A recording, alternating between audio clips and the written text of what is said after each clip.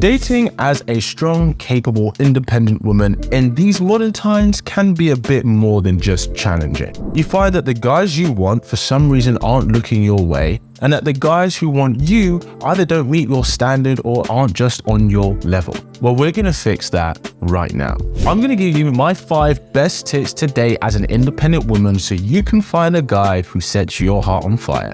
Before we get to that, my Claim Your Man program is now open. In this program, I guide you through step by step how to get commitment from the man that you want right from the first date. Spots are limited, so if you want to know how to date in a way that leads to a relationship when you meet that next great guy, then enroll in the link below.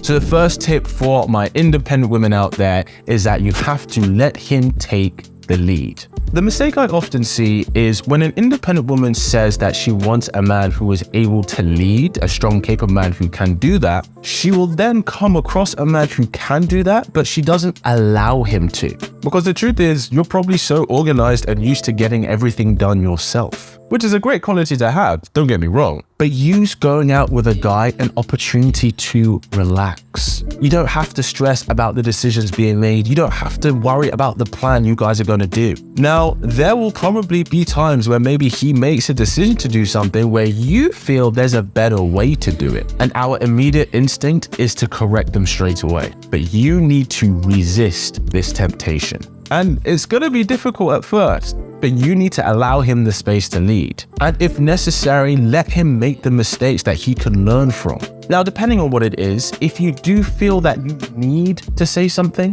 then it's completely okay to suggest what you think is better to him. Notice how I said suggesting it, not telling him. Because ultimately what you want is to give him another option that could be better, but still giving him the space to make the decision. And the thing is, it's completely okay if you disagree with his choices or you disagree with how he quote unquote leads. But this is about you giving the space to see if he is the kind of man that you want to follow, as opposed to trying to make him into the kind of leader that you do want, because that will not last. Next best tip for my independent woman is you have to make time. It happens a lot where women who are very independent and career driven experience that when they start dating a guy, at first things seem to be very great and forthcoming, but then he starts to lose interest over time because she actually doesn't have that much free time for him. People who are very driven in their career, which of course isn't a bad thing, part of the reason they become successful is because they prioritize their work over 95% of other things in their life. Because in the real world, if you want to become successful, that's what it takes. And that goes the same for men as well. However, we can't expect to find someone and to genuinely build a foundation with them if we never dedicate time to investing in that. Often those of us who are very work orientated are very used to scheduling everything around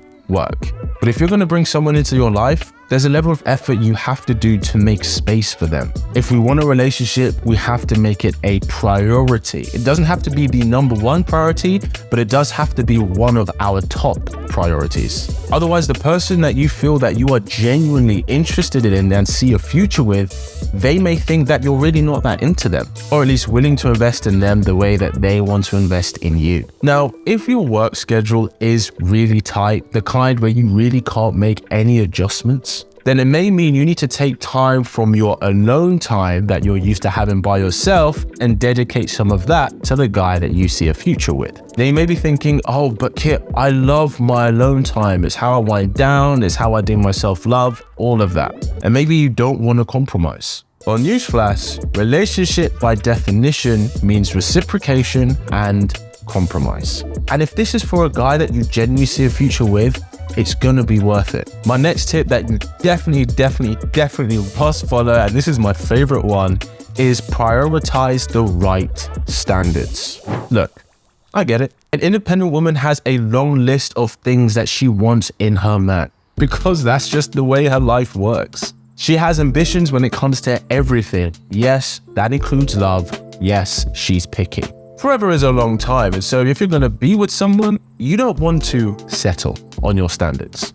To which I agree with you. You shouldn't settle on your standards, but that's only if you're prioritizing the right standards. every woman should write down the top 5 things on her list that she looks for in a man. And then ask herself, out of those top 5 things, how many of those things actually contribute to the kind of relationship she would have with him? And then out of those 5 things, she should ask herself, how many of those things contribute to how good of a partner he would be in the relationship? Often when I talk to women who are struggling to meet a guy who ticks all her boxes and they have their list of high standards, a lot of the time, very few things actually contribute to how great the relationship she would have with him. I usually hear the arbitrary things like he must be this tall, that he must make this amount of money, he must have a great body, he must have a nice smile, good eyes, not wear glasses. I don't know why that's a thing, but apparently that's a thing. When instead, really, the top of our list should be he's someone who is kind and he is affectionate. He's someone who is generous with his time, someone who listens well, someone who wants a relationship. Like, that should be the number 1. So look at the standards that you're looking for and ask yourself, do these things actually matter to the kind of relationship I would have, or do they just make me look good being with him? My next tip is that you shouldn't rush. You may be so used to knowing what you want when you see it, with shoes, with clothes, with a job, and yes, maybe even with a man. Maybe you're very good at looking at a man, deducing what kind of guy he is, and then going, yes, this is the man I want, or no, he's not the one for me. And because of that, if you start meeting and dating a man that you know that you do want, you may see that he's not reciprocating the same exact enthusiasm that you are to him. And it's easy for us after the first few dates to go, well, if they're not crazy excited about me because they don't see how high quality I am, then they don't deserve my attention or time anymore. This is the moment where we need to exercise a little bit of patience. It takes men much longer than it does women to know if she is the kind of woman that he wants to invest in long term. And this isn't a reflection on her quality, the time that it takes, but it's a reflection on the kind of man who goes, I don't just rush into things head first because I understand there's a level of responsibility that has to be had here. We have to be responsible for the person that we choose. And the first handful of dates isn't enough time for most guys to know that this is definitely the woman that he wants to put his everything into. I mean, the equivalent on the other side is women with sex. You could see a very attractive guy, but that doesn't mean that you would have sex with him right there and then. You'd still want to get to know him a little bit, know that he's at least a half-decent guy before you go into bed with him, even if you were just looking for something casual. That takes time. But when it comes to sex and attraction with guys, they don't need that time. Literally, if a guy thinks you're attractive, he would have sex with you right there and then. How men and women choose and decide to invest is different. So refrain from jumping to a conclusion when a guy maybe isn't jumping at the bits to be with you yet.